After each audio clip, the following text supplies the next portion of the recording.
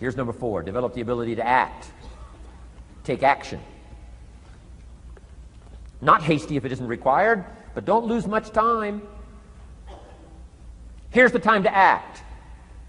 When the idea is hot and the emotion is strong. That's the time to act. You say, Mr. Rohn, I'd like to have a library like yours. See, if you feel strong about that, what you got to do is get the first book and then get the second book. Before the feeling passes and before the idea gets dim, action pronto, action immediate, action as soon as possible. Because if you don't, here's what happens. We call it the law of diminishing intent. We intend to when the idea strikes us. We intend to when the emotion is high. But now if you don't translate that into action fairly soon, now the intent starts to diminish. And a month from now it's cold. A year from now, can't be found. So act. Set up a discipline when the emotions are high and the idea is strong and clear and powerful. That's the time to set up the discipline. Somebody talks about good health and you're stirred. Says, right, I need to get a book on nutrition. Get the book before the idea passes and before the emotion gets cold. Go for the book. Start the library. Start the process. Fall on the floor. Do some push-ups. Action. Got to take action. Otherwise, the wisdom is wasted. Otherwise, the emotion soon passes. Unless you put it into a disciplined activity. Capture it. Disciplines is called how to capture the emotion and how to capture the wisdom and translate it into equity. Disciplines. Now, here's what's important about disciplines. All disciplines affect each other. In fact, here's a good philosophical phrase. Everything affects everything else. Nothing stands alone. Don't be naive in saying, well, this doesn't matter. I'm telling you, everything matters. There are some things that matter more than others, but there isn't anything that doesn't matter. Okay. We all pity the man who says, well, this is the only place I let down. Not true. Key to take home. Every letdown affects the rest of your performance. Every letdown affects the rest. This is part of the educational process on personal development. If you don't take the walk around the block, you probably won't do the apple a day. If you don't do the apple a day, you probably won't start building your library. If you don't build your library, you probably won't keep a journal, and you won't take pictures, and then you won't do this, you won't do wise things with your money, won't do wise things with your time, won't do wise things with your possibilities and relationships, and the first thing you know, 6 years of that accumulated, and we say you have messed up. So the whole key to reversing that process now is to start picking up these disciplines. Now here's the positive side. Every new discipline affects the rest of your disciplines. Every new one affects the rest. That's why action is so important. The least action, the smallest action. Take it. Because when you start accomplishing and the value starts to return from that one action, it'll inspire you to do the next one and the next one and the next one. You start walking around the block, it'll inspire you to get an apple. Get an apple, it'll inspire you to get a book. Get a book, it'll inspire you to get a journal. Get a journal, it'll inspire you to grow, develop some skills. All disciplines affect each other. Every lack affects the rest. Every new affects the rest. The key is to diminish the lack and set up the new. And you've started a whole new life process. Key. Also, one more thought on discipline. Here's the greatest value of discipline. Self-worth. Self-esteem. People are teaching self-esteem these days, but they don't connect it to disciplines. The least lack of discipline, and it starts to erode our psyche. One of the greatest temptations is to just ease up a little bit, right? The slightest lack of doing your best starts to erode the psyche. Instead of doing your best, doing just a little less than your best. Sure enough. You say, well, it's just going to affect my sales. No, it's going to affect your consciousness. It's going to affect your philosophy. Now you've begun in the slightest way to affect your own philosophy. Here's the problem with the least neglect. Neglect starts as an infection. And if you don't take care of it, it becomes a disease. And one neglect leads to another. And the worst of all, when neglect starts, it diminishes our self-worth, our self-confidence, our self-value. You say, well, how can I get back my self-respect? I'm telling you, you don't have to go to 29 classes. All you have to do is start the smallest discipline that now corresponds to your own philosophy, like I should, and I could, and I will. No longer will I let neglect stack up on me so that I will have the sorry scenario 6 years from now, giving some excuse instead of celebrating my progress. That's the key to discipline. Okay? Let's get kids involved in the least of disciplines.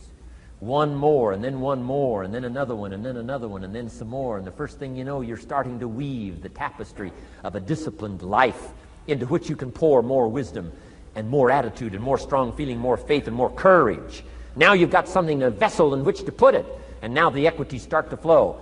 And the early return, I'm telling you, if you'll start this process, the early return will have you so excited. You'll commit yourself to this strategy for the rest of your life.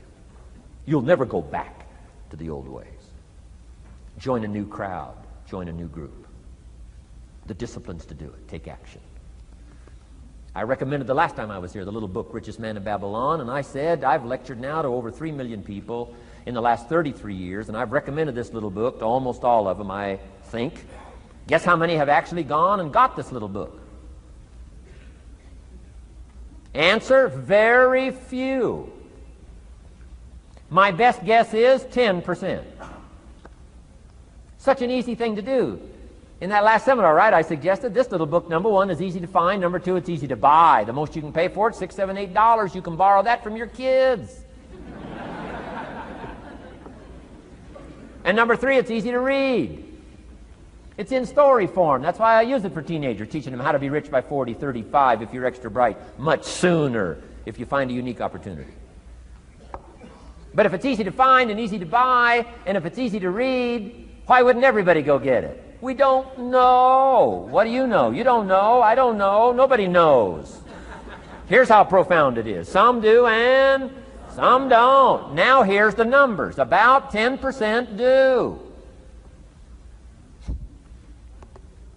90% don't or won't. And we don't know the mystery of that. And I'm telling you, 10 years from now, those numbers will still be the same. 10% will, 90% won't. The numbers don't change. Only the faces change. You're looking at one of the faces. I used to belong to the 90% who couldn't be bothered even if it was easy. Guess how many people have a library card? Wisdom of the world available. Transform your life in any value amount you want. By the way, how much is a library card in Texas? Free. Here's what free is. Easy. I mean, it can't be any easier than free. Somebody says, well, would you bring it by? Well, no. At least you got to go get it. No.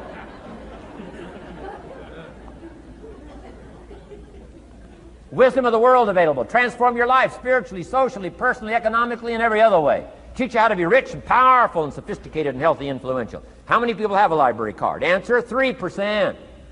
95, 97% couldn't be bothered.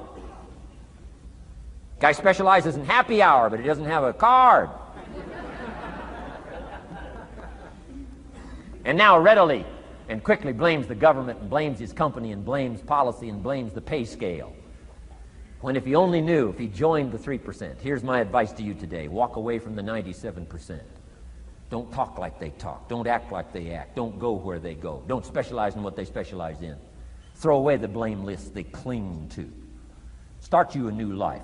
You say, well, is it as simple as getting a library card and join the 3%? And the answer is, of course. Of course. That's how easy this stuff is.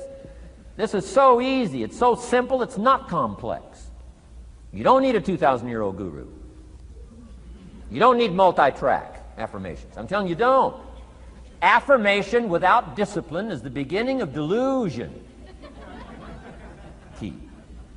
Don't let somebody sweep you into some contrary way to nature itself says, unless you labor. The miracle of the seed and the soil and the seasons and God and all the other stuff that's available, sunshine and rain, that's not available to you by affirmation. It is only available to you by labor. So labor well. Okay. Learn well. Discipline yourself well. And you can have all the treasures you want. This stuff's easy and simple. It's not ocean waves and seagulls. You don't have to move to Sedona, where all the force fields come together in Arizona.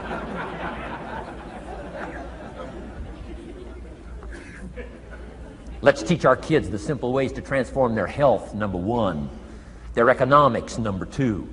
Their ability to communicate, number 3. Their life and treasure and lifestyle, number 4. Spirituality, number 5. And the list goes on and on. Let's not leave out any of the least of disciplines that encourage us to do the next one, to do the next one, to do the next one. First thing you know, this whole scenario for you is spinning up instead of out of control on the negative side. This is all you got to do. It's as simple as this. It's as simple as a start, committing yourself to life change. And once you start down this road, I promise you, you'll join the 10% and the 3%.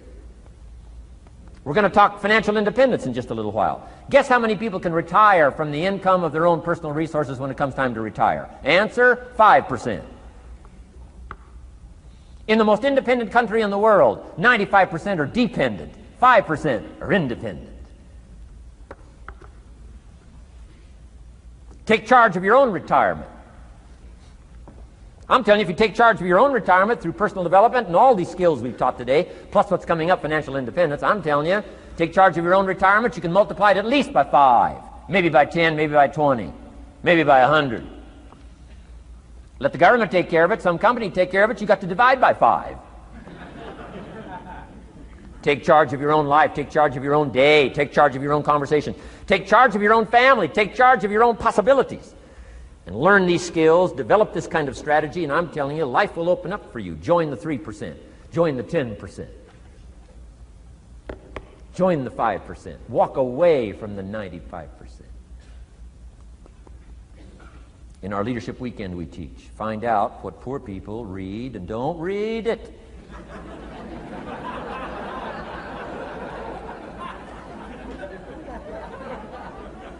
I'm telling you, don't talk like they talk. Lend a helping hand, but don't fall into their poor philosophical scenario. Don't blame what they blame. Don't use the excuses they use. It's called the language of the poor. Switch gears, switch language, switch ideas, switch strategy. Start with the simplest of disciplines. And don't bemean any of these disciplines. The smallest of disciplines starts the process of life change. And if you'll invest in this thing called discipline, you can have whatever you wish. It's called the beginning of a miracle. Now here's the last clue on discipline. Do the best you can. We covered earlier, but here's a good scenario for the do the best you can.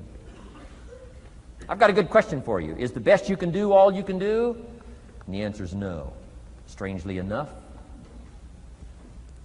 If we all fell on the floor right now and did as many push-ups as we possibly could, and let's say for some reason you haven't been into push-ups lately, I can't imagine why, but let's say the best you can do is 5. And you look up at the rest of us and say, hey, 5 is the best I can do. We can tell by the look on your face that's probably true. 5 is the best you can do. Now, is 5 all you can do? The answer is no. If you rest a little, you can do 5 more. Wow. And if you rest a little, you can do 5 more. And if you rest a little, you can do 15 more. How did we get from 5 to 15? It's a miracle.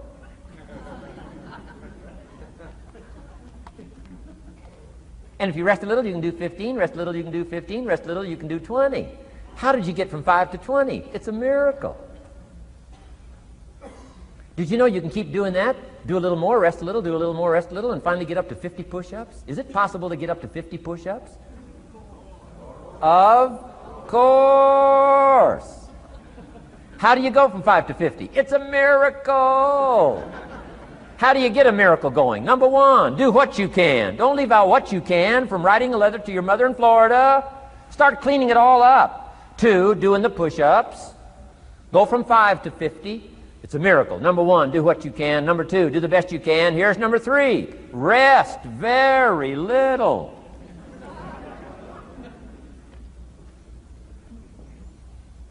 Don't rest too long. Why? The weeds take the garden. Kids have got that figured out. You can't rest too long. Here's the clue. Make rest a necessity, not an objective. The objective of life is not to rest. The objective of life is to act. Think of more disciplines. Think of more ways and means in which to use your own wisdom and your own philosophy, and use your own attitude, your own faith, your own courage, your own commitment, your own desires, your own excitement. Invest it, invest it, invest it, invest it in discipline so that it's not wasted. The smallest of discipline. Thereby transform your life. Join the 5%, join the 10%, join the 3%. Guess when I went and got this little book, Richest Man in Babylon? The same day I heard about it. I went and got it. Somebody says, well, Mr. Rohn, does that make you different than most other people? And the answer is yes. Somebody says, well, why is that? We don't know. We don't know. What do you know? You don't know. I don't know. None of us knows. Some do and some don't. The numbers don't change. Only the faces change. From those who get in on a seminar like this, listen to a dynamic sermon, read a book, listen to some cassettes, take seriously the next conversation of a friend who wants to level with you, and do something about it. And you can walk away from the 97% and not live there anymore. Because if you don't, the next 6 years of your life will be like the last 6. Mr. Shove said to me, Mr. Rohn, 6 years now you've been working. I'm telling you the next 6 years of your life is going to be like the last 6 unless you take advantage and start making these personal changes. I made the changes, totally revolutionized my life. So take a look at the next 5 years of your life. It's going to be like the last 5 unless you change. And if you will change, everything will change. Join the 5%. 10 years from now, the numbers are going to be the same. But I'm telling you, some faces in this audience can change and start showing up in the 3% crowd, in the 5% crowd, in the 10% crowd, and thereby dynamically affect your life and your future. Develop these strengths.